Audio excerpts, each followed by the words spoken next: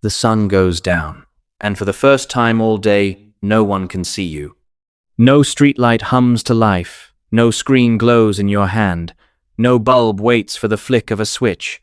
There is only the dark, the fire, and the small circle of people you trust with your life. For roughly 300,000 years, this was every single night. You think of the night as the end of the day, the part where things stop, the hours you are supposed to switch off and disappear into sleep. But for almost all of human history, the night was not empty time. It was not wasted time. It may have been the most important part of the day.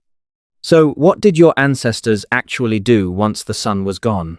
Start with the thing you assume you know: sleep. You have probably been told that humans once slept long, deep, untroubled nights, 9 hours, 10. A pure, natural rest that modern life has stolen from you. It is a comforting story. It is also wrong. In 2015, a sleep scientist named Jerome Siegel, working with researcher Roger Ekirch, did something almost no one had done before. Instead of guessing how ancient people slept, they went and measured living people who still live close to that older pattern. They strapped motion and light sensors onto members of 3 groups on 2 continents. The Hadza, hunter-gatherers in northern Tanzania. The San, sometimes called the Jew, Hoansi, in the Kalahari desert. And the Tsimane, forager farmers in the Bolivian Amazon. None of them had electricity. None of them had a clock. The results surprised everyone. These people did not sleep more than you. They slept less, on average, somewhere between 5.5 and 7 hours a night. They did not fall asleep when the sun set either. They stayed awake, on average, more than 3 hours into the dark.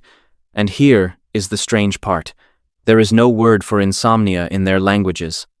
They did not lie awake worrying about sleep, because sleep was not a problem to be solved. It was just something that happened, eventually, when the body was ready. So if they were not sleeping for those 3 hours after sunset, what were they doing? They were sitting at the fire, and the fire, it turns out, changed everything. To understand why, you have to understand what the night took away. When the light goes, so does most of what fills a human day. You cannot hunt, you cannot gather. You cannot track an animal, or dig a root, or repair a tool with any real precision. The economic day is over. For most animals, that is the end of the story. They stop, they wait for morning. But your ancestors had something almost nothing else on Earth had: controlled fire. The anthropologist Richard Wrangham has argued that fire reshaped the human body itself, that cooking unlocked the calories that grew our brains. But fire did something else, something quieter. It extended the day. It carved out 3 or 4 hours that did not exist for any other creature. A pocket of time, lit and warm, after the work was done and before the body gave in to sleep. And in that pocket, humans did something they could not do in daylight. We have an extraordinary window into this, thanks to an anthropologist named Polly Wiessner. She had spent decades among the Jew, Hoansi San, and she did something clever. She recorded their conversations. Then she sorted them by time of day, what people talked about in the daylight, and what they talked about by firelight at night. The difference was staggering. During the day, conversation was practical and often sharp. More than a third of it was economic. Who has what? Who owes what? Complaints, criticism, conflict. Land, food, arguments, gossip, with an edge. The daytime was for managing the hard business of staying alive together. But at night, by the fire, that almost vanished. Around 80% of the firelit conversation was something else entirely. It was stories. Stories about people far away. Stories about ancestors who had died long ago. Tales of the spirit world, of animals that talked, of journeys and tricksters and the dead. The day was for the real. The night was for the imagined. Think about what that means. The firelight hours were when a small band of humans practiced the thing that made them human. They left the present moment. They traveled in their minds to other places, other times, other lives. They built a shared imagination, a common map of who they were and where they came from and what the world meant. A child fell asleep against a parent's leg listening to the same story their great-grandparents had heard. Knowledge passed down. Values passed down. A whole culture, transmitted in the dark, by voices and the crackle of burning wood. This is what your ancestors did at night, not nothing. They told the world to itself. So, let us reconstruct one of those nights. Picture it. The light is fading over the savannah. The orange sky is going purple at the edges. The day's hunt is done, the food shared out, and one by one the members of the band drift toward the fire. There is no schedule. No one announced it. People simply come. They sit close, shoulders nearly touching, because the dark beyond the firelight is real and full of things with teeth. An older woman, gray hair tied back, begins to speak. Not loudly, the children go quiet.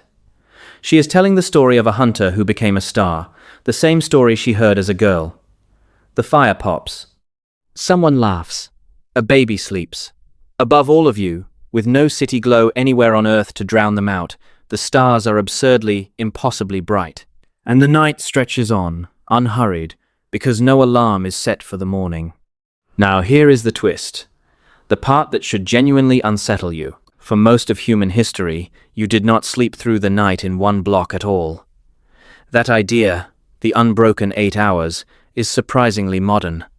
The historian Roger Ekirch spent years digging through old diaries, court records, medical texts, and literature, and he found the same thing mentioned again and again, so casually that no one had ever bothered to explain it. People did not have sleep. They had a first sleep and a second sleep. You would go down a few hours after dark. Then, in the deep middle of the night, you would naturally wake, not in a panic, not staring at a ceiling in despair.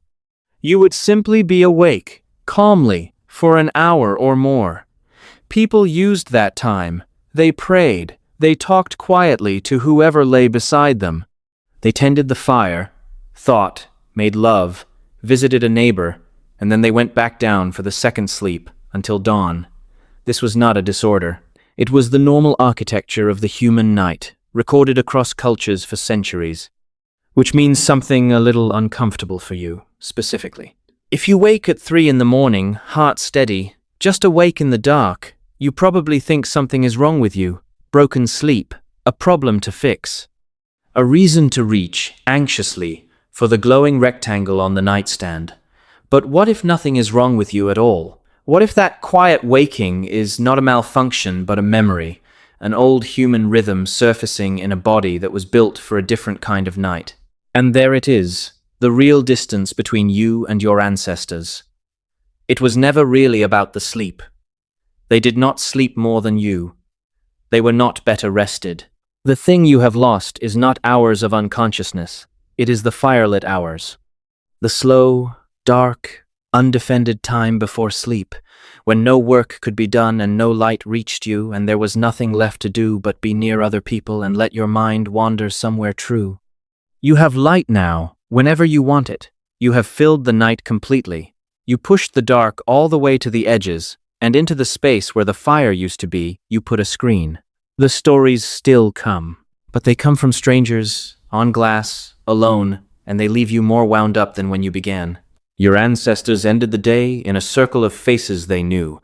You end it staring at a circle of light by yourself. Tonight, the sun will go down again, the way it has for 300,000 years. And when it does, watch what you reach for. The light, or the people, the screen, or the story. Maybe, just once, let the night be a little dark. Let your mind go where it wants to go. See if something very old in you remembers what to do. The sun goes down, and your world does not end. It changes, it always has.